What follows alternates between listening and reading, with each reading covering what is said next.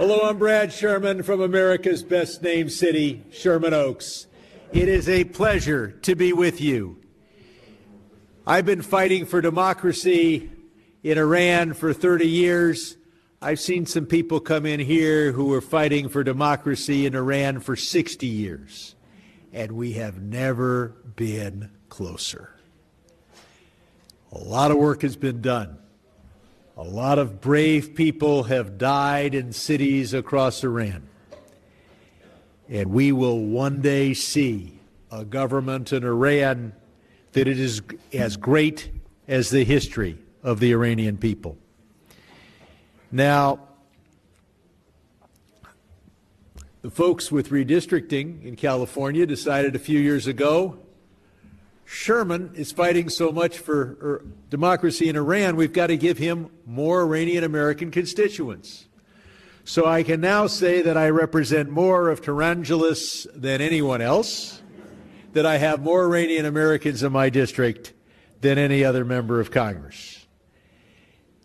But whether I just represented the San Fernando Valley or whether they added parts of West Los Angeles, my dedication to a secular, democratic democracy in Iran continues, and we will keep working on it till it happens. Now, what have we seen in the last few months? We witnessed the clearest example that this regime cannot be reformed and it needs to be replaced. In January, Islamic Republic forces fired indiscriminately into crowds, murdering 30,000 innocent protesters simply for expressing their views. So many protesters filled the hospitals that one surgeon in Tehran said, for almost 96 hours straight, without interruptions, without sleep, without even closing our eyes for a moment, we were operating, we were crying, and then we were operating. And then we saw the thugs of the regime go into the hospitals and kill people in their hospital beds.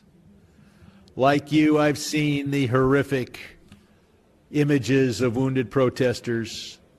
And like you, I've read the horrific accounts of the two nurses working in Tehran Hospital who treated wounded protesters during the nationwide uprising in January, and as punishment, they were tortured and sexually assaulted by the agents of the Islamic Republic. But this isn't new. We saw this clear back at the beginning of the regime and, of course, in 1988, where the Islamic Republic then massacred 30,000 dissidents, first raping and torturing. Many people in this room had relatives who died in that mass atrocity. The mass atrocities in Iran need to end. Despite the absolute brutality that the Iranian people have endured, they continue to bravely fight for freedom. Ultimately, the future of Iran will be in the hands of the Iranian people. But we on the outside of Iran need to do as much as we can. That is why I'm the chief Democrat on House Resolution 166, expressing support of the Iranian people for their desires for a democratic, secular, non-nuclear Republic of Iran, and condemning the Iranian regime's regional proxy wars and internal suppression. I know you'll be hearing later from my colleague Tom McClintock, and he and I have been pushing this together since we led together HRES 100 in the last Congress, but you know I've been doing this for 30 years. Now, over a decade ago, I authored legislation to impose sanctions on the leaders of this regime, and now I've joined Dave Min and Claudia Tenney to introduce the Freedom Act, which would be designed to bypass the Islamic Republic's internet blackouts, because what's the most powerful tool America has? You think it's the aircraft carrier group. No, our number one tool is the truth. And it is the truth that needs to get into Iran. We have to use the internet, and we have to go back to old-fashioned. We need to be broadcasting in Farsi. We saw the internet during the Massa protests, and we worked then to get the licenses for Starlink so that although we are sanctioning Iran, we're certainly licensing those who would provide the internet to the Iranian people. And we have to do more. We have to do everything we can to provide funds, perhaps covertly, to the groups that are fighting for freedom in Iran. It won't be easy. This regime has thugs ready to kill. But ultimately, we saw the Assad regime go like this, and we will see this regime go at a point we may not exactly predict. So next we have to make sure that our allies sanction the Islamic Republic and its Revolutionary Guard Corps. For years I've been using my position as the number 2 Democrat on the House Foreign Affairs Committee to urge the UK and the EU, Australia, India, and others to finally sanction the IRGC.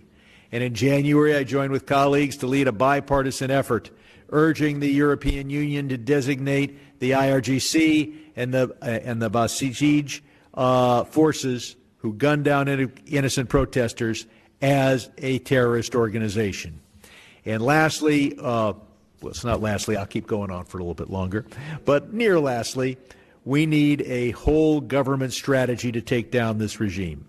That's why I introduced the Iran Human Rights, Internet Freedom and Accountability Act, bipartisan, comprehensive legislation to identify and freeze the assets of pro-regime oligarchs, expand uncensored Internet for the Iranian people, and cut off every source of funding this regime has.